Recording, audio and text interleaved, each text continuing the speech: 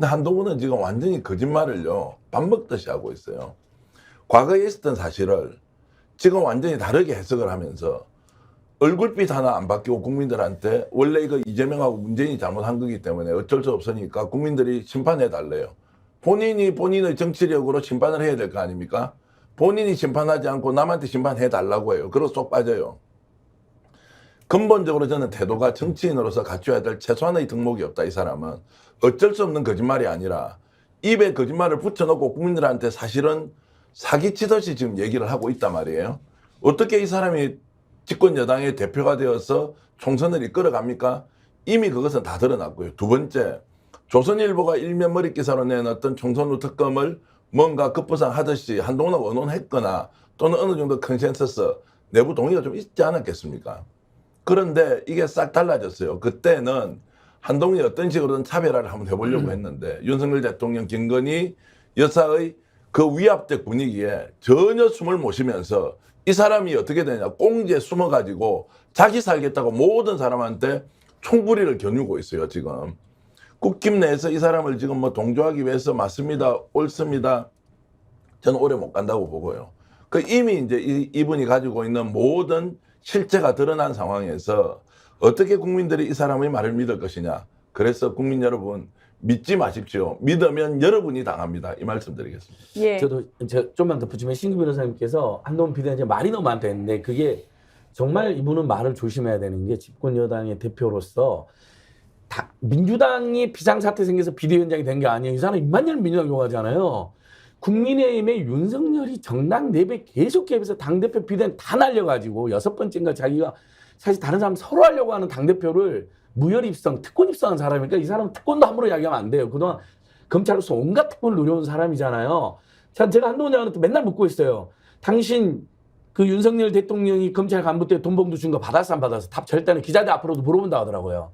근데 남의 돈봉투 사건에 마치 국기문란인 것처럼 난리 피웠죠. 혈세 한 푼도 안 들어간 사건에 대해서인데 검찰 특활비 사건은 혈세로 정말 자기 부하들한테 연말하고 명절 때 상여금으로 나눠줘 버린 거거든요. 불법으로. 지금 법조인들이 고발도 해놨는데 그런 거 그러면서 막 특권 이야기하는 것도 웃긴데 자 어저께 이 고발 사주 사건을 폭로한 국민의힘의 내부 관계자였던 조성은 씨가 중요한 방송을 하더라고요.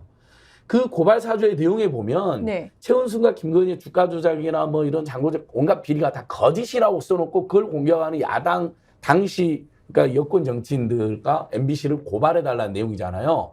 그래서 한동훈은 고발 사주 당사자이고 그리고 그 고발 내용을 보니 주가 조작이 근겁다라 해서 당시 민주당이나 그 언론을 고발해달라는 내용이기 때문에 이 사건이 직접적 관련자라는 거예요. 김건희 특검의 수사 대상이 될 수 있기 때문에 더 길을 쓰고 반대하는 것일 수도 있다. 이런 해석을 하더라고요. 그 해석을 제가 뭐 100% 믿지 않는다 하더라도 집권여당 대표로서 그 다음에 고발 사주부터 시작해서 검언 유착의 끊임없는 논란의 당사자로서 말을 아껴야 되는 거죠. 본인이 네. 당사자인데 이해관계자예요, 이해관계자. 그러니까 지금 본인을 위해서 활동하는 건지 아니면 뭐 어떠한 이념이나 뭐 가치를 위해서 활동하는 건지 모르겠다. 본인의 안위를 위해서 하는 걸 수도 있겠다 이렇게 얘기해 주셨고요.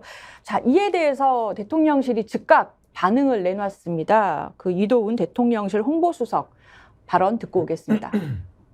지금 국회에서 쌍특검 법안이 통과됐습니다.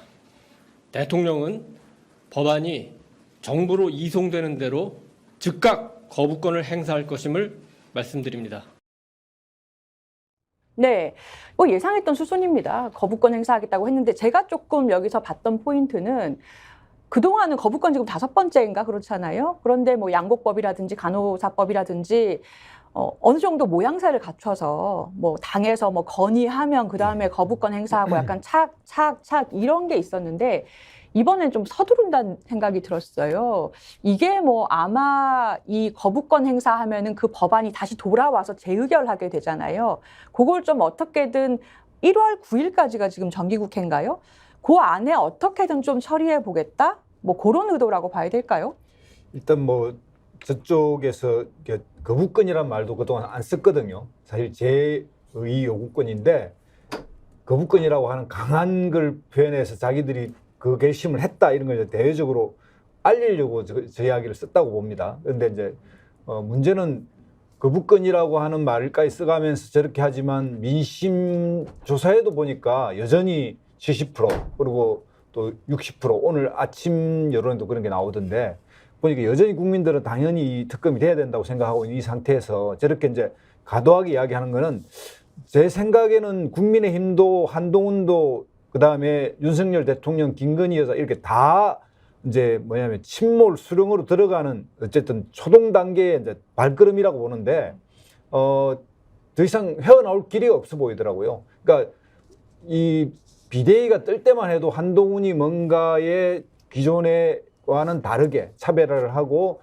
또 어쨌든 문제를 직시해서 뭔가 구원투수로 들어올 것 같았는데 그냥 그 구르게 당긴 개처럼 서로 그냥 발목을 잡고 그냥 끄집어 내리고 있는 거예요. 그러니까 올라가려면 끄집어 내려버리니까 한동훈도 아마 저기에서 한 발짝도 다른 목소리나 다른 형태로 말을 못할 거고 이래 되는 순간 이준석 대표 말이 맞을지도 모른다.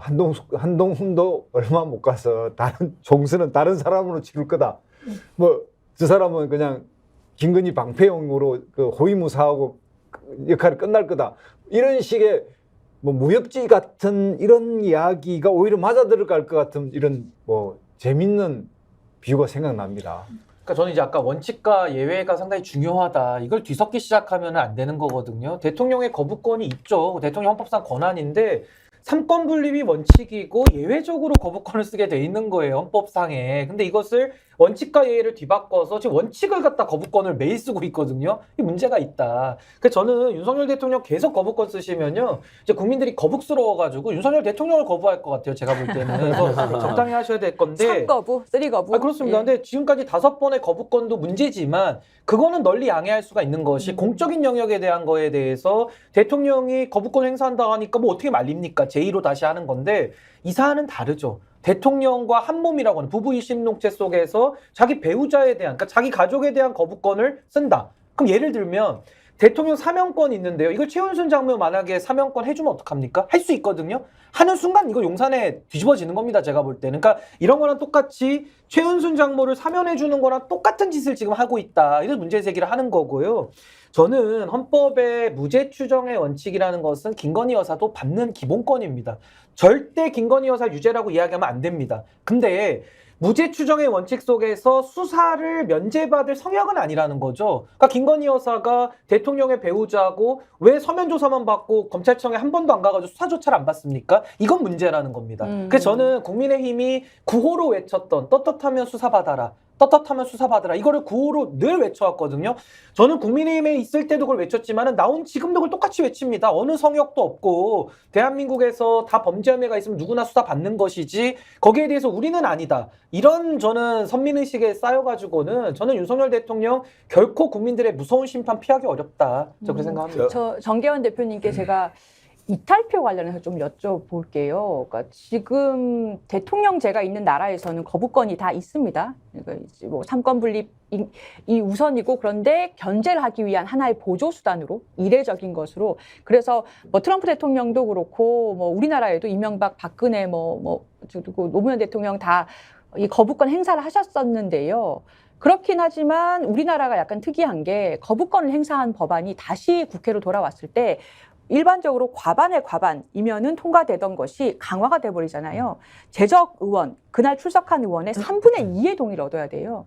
그러면은 단순 계산하면 지금 국민의힘에서 121석 가지고 있지 않습니까? 그렇기 때문에 전체가 다 출석을 할 경우에는 다시 이 김건희 특검법이 돌아올 경우에 다시 통과시키기 굉장히 어렵다. 사실 물리적으로 그렇게 하면 이탈표가 없으면 불가능하다라는 상황이잖아요. 네. 근데 이게 다시 만약에 이 상정했을 때 통과가 될 가능성, 뭐 총선 가까워 오면은 이탈표가 있을 수도 있다고 하는데 어떻게 보세요? 정확하게 말하면 재적은 아니고요. 출석 의원, 과반수 출석의 3분의 2의 통과로 이제 네, 맞습니다. 네. 출석하신 분들의 예. 3분의 2죠. 그리고 이제 국민의힘 의석수도 지금 108석인데 어찌됐든 지금 저게 통과되기 위해서는 국민의힘에서 19에서 20표 정도가 이탈이 돼야 되는데 결국 이제 어느 시점에 하느냐. 결국 공천 과정에서 탈락자가 나올 때 한다. 뭐 일단 이론상 가능한데요. 그러면 탈락이 됐던 사람이 국힘인데 국회에 이랬던 저랬던 출석을 해야 돼요. 어제처럼 집단이 퇴장을 해버리지 않습니까? 그러면 내가 탈락에 대한 보복으로 자 탄핵 그러면은 제2에 참석해서 가결하겠다 이렇게 현실적으로 국회에 들어가서 할 수 있느냐? 최소한 그 전제 조건은 교섭단체가 구성되던 신당 쪽에서 야 우리는 탄핵 찬성이다. 그걸 당론으로 결정했다. 그래서 우리는 이 부분에 대해서 제2의결에 들어가겠다고. 그래서 저는 이제 신당과 교섭단체와 참석하는 국회의원들이 당론으로 결정해서 제2까지 가면 가능하지만 현재 상태에서는 어떤 방식으로 시기 조정을 통해서 제2 추진을 민주당이 한다고 하더라도 통과될 가능성은 높지 않고요. 그 점에서는 결국에는 국회가 가지고 있는 기능으로서 대통령에 대한 특검을 실시했는데 못 간 것은 총선에서 어떤 식으로 국민이 평가해 달라고 이제 넘겨야 되는 거예요. 그것을 국회가 과도하게 우리가 제의해가지고 통과시키겠다는 것은 저는 또 다른 기능의 과잉에 해당될 수 있다고 보고요.